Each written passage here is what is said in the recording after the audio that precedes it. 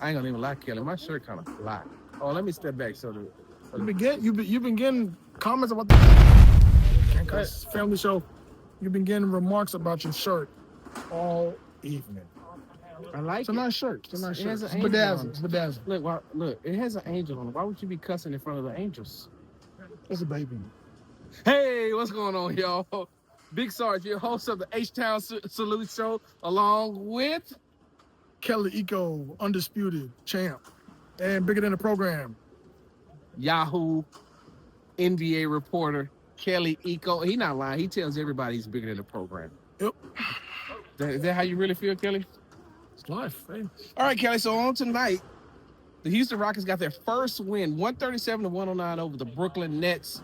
Kelly, Coach Ime Udoka threw a little wrinkle in the game tonight. Yeah. Over the first two games, he's been starting with a big lineup, a double big lineup with Alperen Sengun and Steven Adams. But tonight, he mixed it up a little bit and brought in guard Josh Okogie to start.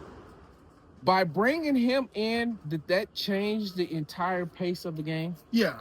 Coming into tonight, Houston was ranked 30th in pace. Now, on paper, that looks like an absolutely crazy stat because considering the amount of speed, power, and force this team has, they should be nowhere near the bottom half of the table in pace.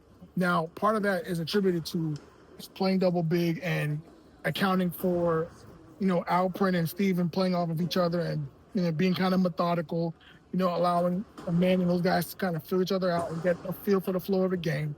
Starting Josh allows you to play more traditional, which in turn, it should account for what he talked about, more defensive intensity, more transition opportunities, and getting guys in their spots. So tonight you saw what it looks like, albeit this is a bad Brooklyn team, but this is the kind of game that you should have won against Detroit the other day too.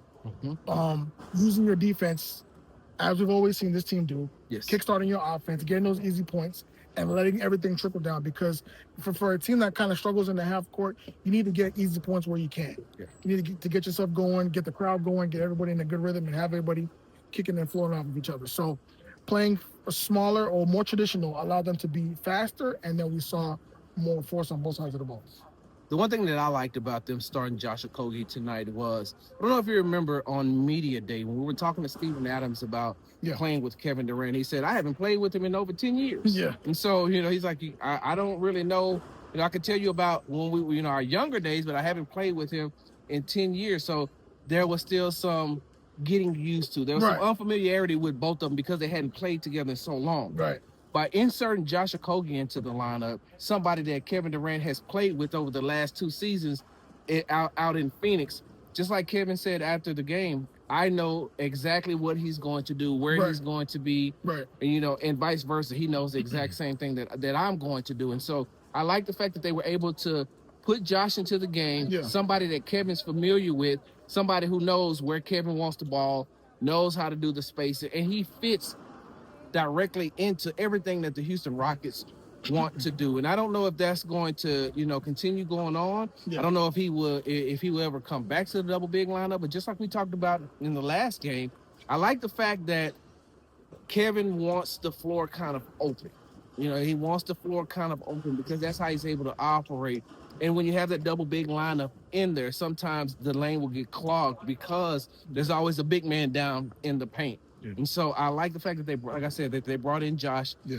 It's somebody that's familiar with KD and help push that pace. Speaking of pushing the pace, Kelly, Tari Eason.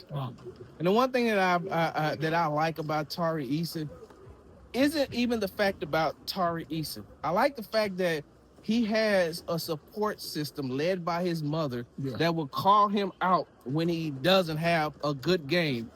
Will call him out on social media. Let everybody know, hey, you didn't have a good game. She showed the text messages the other day after Tari had a bad game, I think after the first game in OKC. Yeah.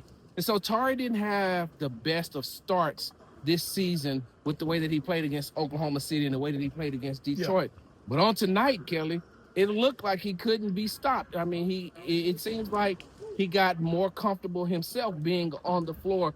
But when you watch that, what was the difference in Tari Eason tonight than in the first two games? I think rhythm. I think when you're a player that comes off the bench and you spearhead those second units, you need early touches to get yourself into a rhythm and flow of the game. It's kind of hard to come off the bench and try and pick your spots and try and see where you fit in around other ball dominant players. So I think that they did a good job tonight getting him going, getting his confidence going. He's a confident type of player. He feeds off his own confidence, and once he saw the first three go down, the second three go down, okay, now you're cooking with gas. Now you can mix and match. You can do a little hezzy tween, drive with the right, finish with the left. Just things to get your game going, because you know that, the critics of your game is the consistency offensively. Yeah. If you can hit your three consistently, defensively, it's already been established that you are a fantastic player on that side of the ball. Yes. It's just about being more consistent offensively. And tonight, I think he did a great job believing in himself in order to kind of push his own game forward. This is a guy he builds off of his own confidence, and he's someone that if he's going, the team is going. Because he's an energy guy. He feeds off the crowd, he fires himself up. So I think it was good for him to be an impactful player. Also, defensively, there were moments where, the 2-3 zone, when you have him and Josh up front, that's a lot of length. Yes. A lot of wingspan. Yes. You cover a lot of ground. And you allow guys like Kevin Durant to be the backside shuffler, the rotator, Alpin to protect the paint, Steven to come in and help, Jabari as well. Tari is that guy that if the three is falling, it's hard to take him off the floor because he does everything else at a high clip. It's always been about the consistency. And tonight, if that can kickstart the season, all power to him. Tonight, I finally seen Tari Eason get out of the way of Tari Eason. I finally seen Tari Eason get out of his own head to be able to. Good night. Yeah, have a good one now. To see, yes, ma'am. All right, I'm in. Oh, we got a surprise guest here. Yeah. All right, see you later. What were you saying again? So I finally got a chance to see Tari Eason get out of his own head, and rightfully so for him to be in his head, because of the way that the contract extension talks went. He's still a young guy. He's very passionate about playing this game. He's very passionate about being a Houston Rocket and being with the Houston Rockets. And I know that he wanted some of his future to be secured. Yeah. And so, I don't think that he was just denied. I think that it was just deferred maybe later on in the back end of the season so that, him and the organization could talk more so they can work and iron those things out. Right. And I think that he finally said, I'm just going to go back to hooping. I'm just going to go back, and whatever is going to happen with that contract is going to happen with that contract. Control the controllables. Yeah, exactly. And so, I mean, No, you're right. That as well? Control the control. Yeah, the most important thing is what got him to this point, which is playing basketball at a high level. Yeah. So even though the business is the business, at the end of the day, as a player, you can only control what's in front of you. And what's in front of you is a team that needs you on both ends of the floor to get to where they want to go. So for Tari, it's important, like you said, to have that family, his mom, his siblings, like guys that love him, fan base that supports him through the ups and downs, for him to know that, if you go 1 for 4 from 3 or 5 for 8, this team is still going to depend on you on both sides of the floor. So he had a great game, and I'm glad that to see, him smiling and having fun again as a player. He's very hard on himself. Like you said, getting out of his own way, that can be a detriment for players. So to see young guys like that actually be confident and daring, is a great thing to see. And Kelly, I will say this.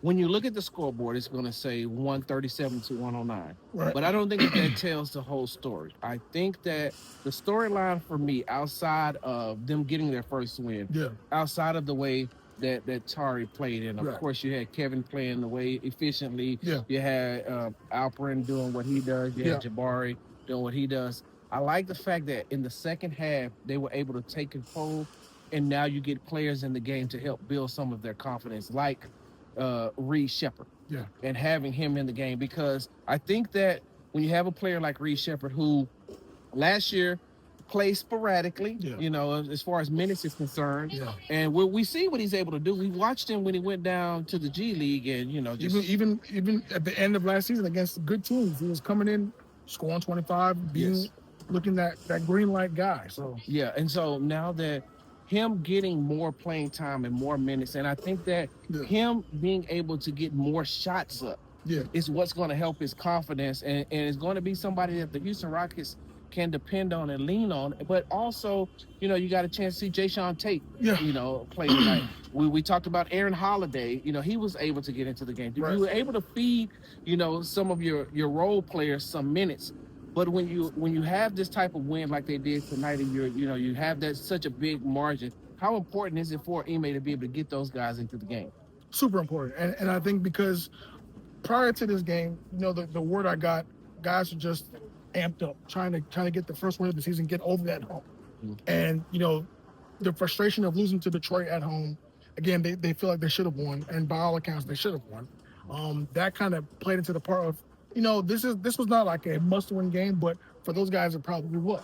Because if you go 0-3, now the questions come out. Yeah. This is a team with high expectations and everything. So for Ime to get those guys on the floor right now shows that this team is still very deep. Mm-hmm. And it should show that the team is doing their job as the starters and the reserves, because if the bench time used to coming in, that means that the game is done and the job has been done. So, it's a night off for those guys. They can rest. They don't have to play 38 minutes a night like Ime kind of wants them to. Yeah. They can take some time off and kick it on the bench and joke around. So, the earlier those guys can get in the game, the better it is for everyone else, the morale. And now they leave the confines of being in the Toyota Center and they head out on the road. I think their first game on the road is against the Toronto Raptors, if I'm not mistaken. Another team that I feel like that they should get a win. I mean, that Toronto team is, they got some very scrappy players on that team. But I want to look forward to seeing if they're able to continue to build on this type of momentum.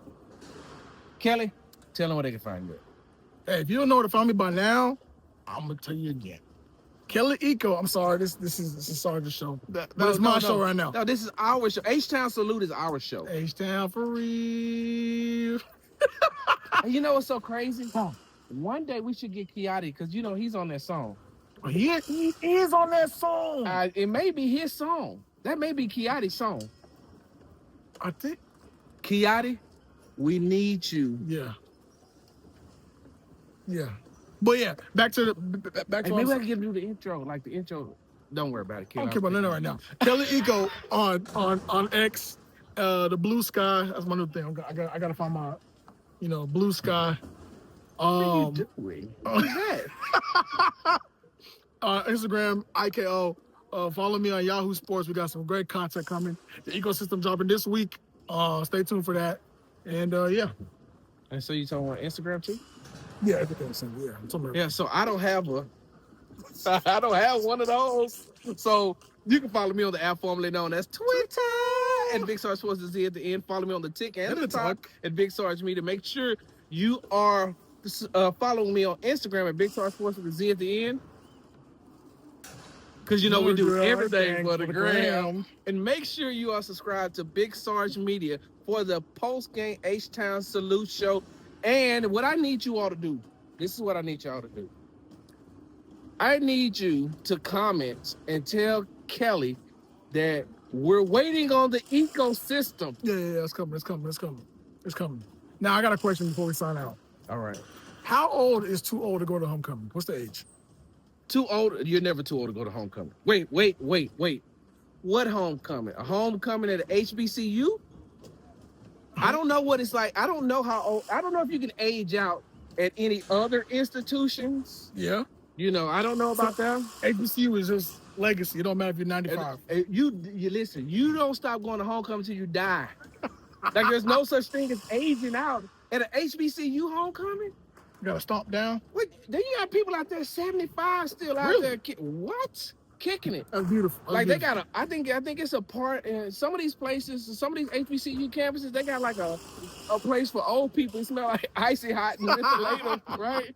Like, it ain't gonna be too much. It's like a whole bunch of Johnny Walker and I left home to be with my side piece. So you never ever age out of homecoming at the HBCU, Kelly. Okay, that's fair. I was just checking. I'm glad y'all had a good time. It was safe. Got back in one piece. That's all we care about over here. H-Town Salute. Big Sarge, Kelly Iko, I'm out.